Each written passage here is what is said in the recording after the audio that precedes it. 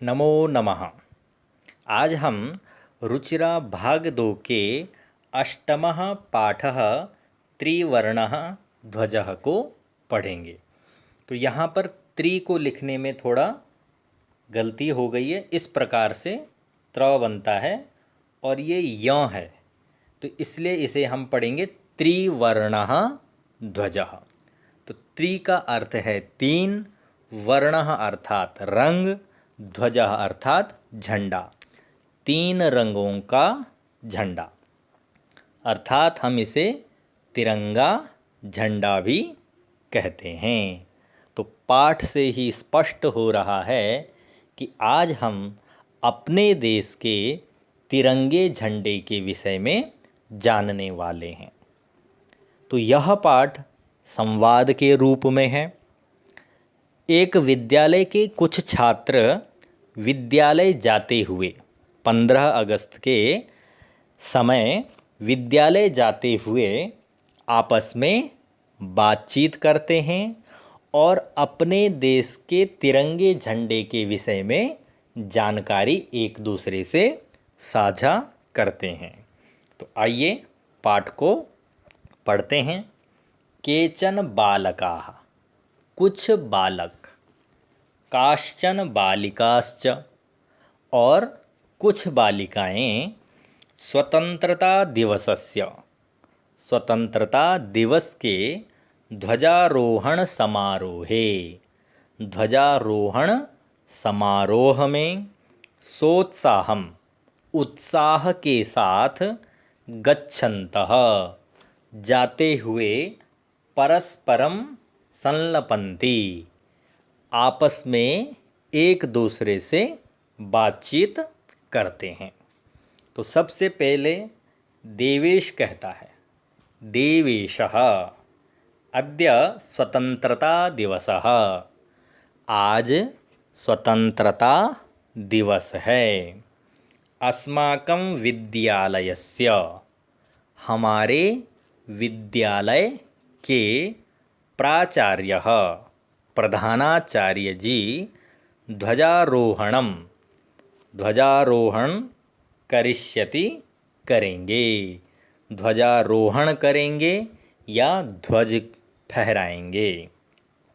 छात्राश्च, और छात्र सांस्कृतिक कार्यक्रमान, सांस्कृतिक कार्यक्रमों को, तो सांस्कृतिक कार्यक्रम में क्या आ जाते हैं, जैसे उसमें वंदना होती है, गीत होते हैं, नृत्य होते हैं, नाटक होते हैं, तो इत्यादि सब गतिविधियां सांस्कृतिक कार्यक्रम के अंतर्गत आती हैं। तो उन्हें प्रस्तोष्यन्ति, प्रस्तुत करेंगे। अन्ते च, और अंत में, मोदकानि, लड्डू, मिलिष्यन्ति, मिलेंगे। तो बच्चे कहते हैं कि विद्यालय के प्रधानाचार्य जी ध्वज फहराएंगे, छात्र सांस्कृतिक कार्यक्रमों को प्रस्तुत करेंगे और कार्यक्रम के अंत में हमें मिष्ठान के रूप में लड्डू मिलेंगे। तो डेविड कहते हैं शुचे। अब यहाँ पर शुचा जो आकारांत शब्द है, जैसे सीता, रीता, गीता, ये सब आकारांत शब्द हैं। तो इनके संबोधन में एक वचन में एक ही मात्रा लग जाती है। तो इसलिए शुचे का अर्थ है कि हे शुचा, जानासि त्वं, तुम जानती हो, अस्माकं ध्वजः कीदृशः, हमारा झंडा कैसा है। तो शुचि कहती है, अस्माकं देशस्य ध्वजः त्रिवर्णः इति, हमारे देश का झंडा तिरंगा है। तो सलीम कहता है, रुचे अयम त्रिवर्णः कथम। अब ये रुचा दूसरी लड़की का नाम है, तो इसलिए संबोधन में हो गया रुचे, कि हे रुचा, यह तिरंगा क्यों कहा जाता है, यह कैसे है। तो रुचि कहती है, अस्मिन् ध्वजे, इस ध्वज में, त्रयः वर्णाः, सन्ति हैं। इस ध्वज में 3 रंग हैं, अतः त्रिवर्णः, इसलिए इसे तिरंगा कहा जाता है। किम त्वम एतेषां वर्णानां, क्या तुम इन रंगों का नामानि जानासि, नाम जानते हो? तो सलीम कहता है, अरे केशरवर्णः, श्वेतः, हरितः च एते त्रयः वर्णाः। अरे केसरिया रंग, सफ़ेद रंग और हरा रंग, ये 3 रंग हैं। तो देवेश कहता है, अस्माकं ध्वजे, हमारे ध्वज में एते त्रयः वर्णाः, ये तीनों रंग किम सूचयन्ति, क्या सूचित करते हैं, क्या बताते हैं?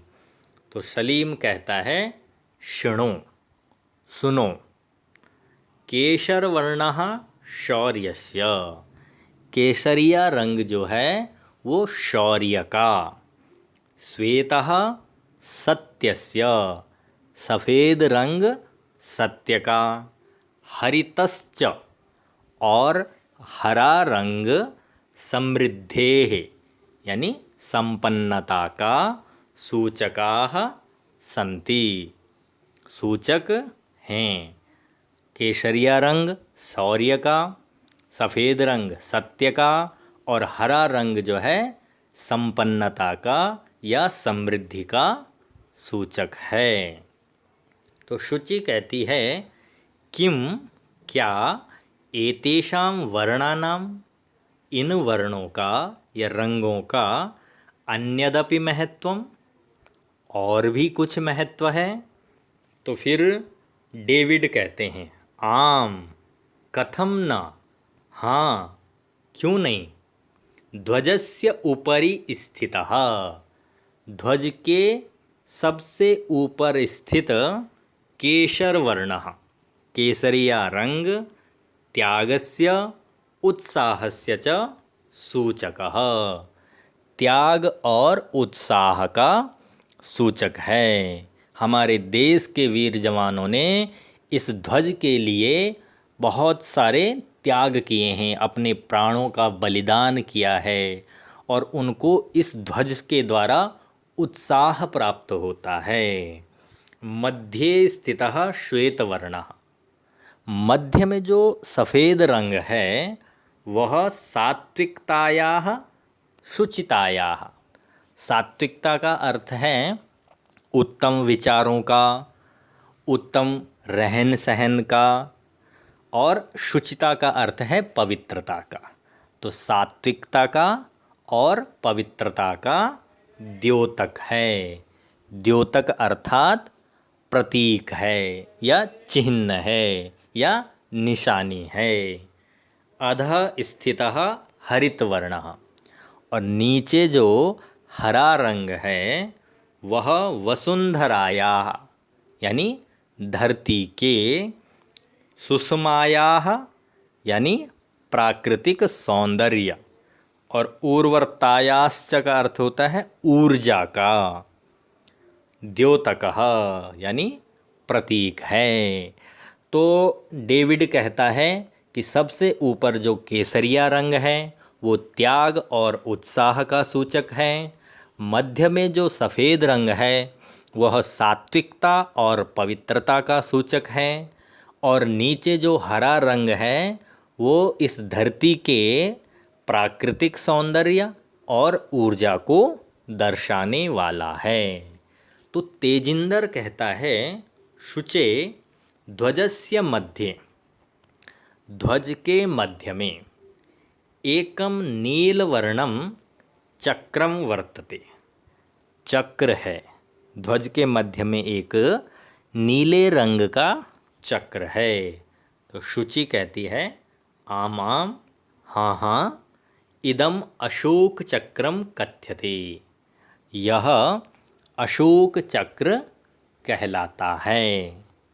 एतत्, यह, प्रगतेः, प्रगति का, और न्यायस्य, न्याय का प्रवर्तकम, प्रवर्तक है, यानी निशानी है या चिन्ह है।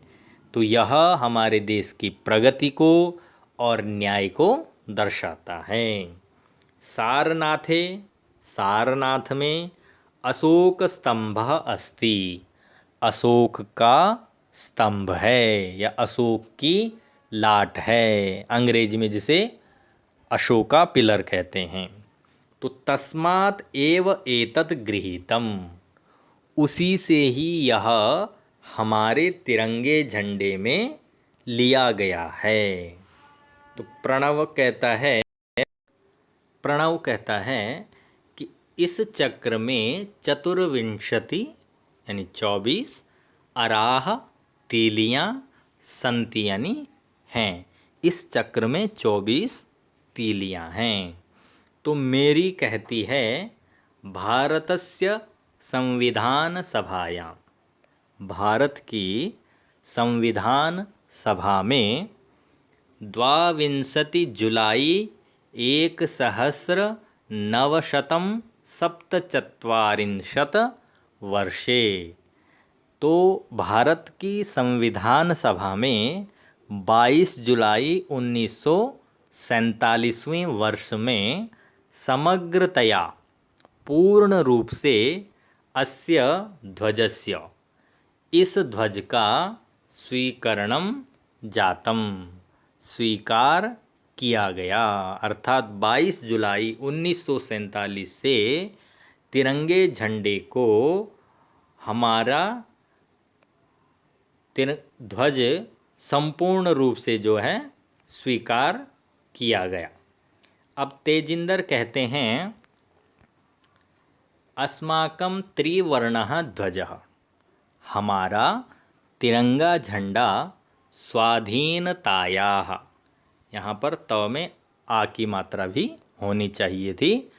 तो स्वतंत्रता, स्वाधीनता अर्थात स्वतंत्रता, राष्ट्र गौरवस्य च, और राष्ट्र के गौरव का प्रतीक है, चिन्ह है। ये जो तिरंगा झंडा है ये हमारे देश की स्वतंत्रता और गौरव का प्रतीक है।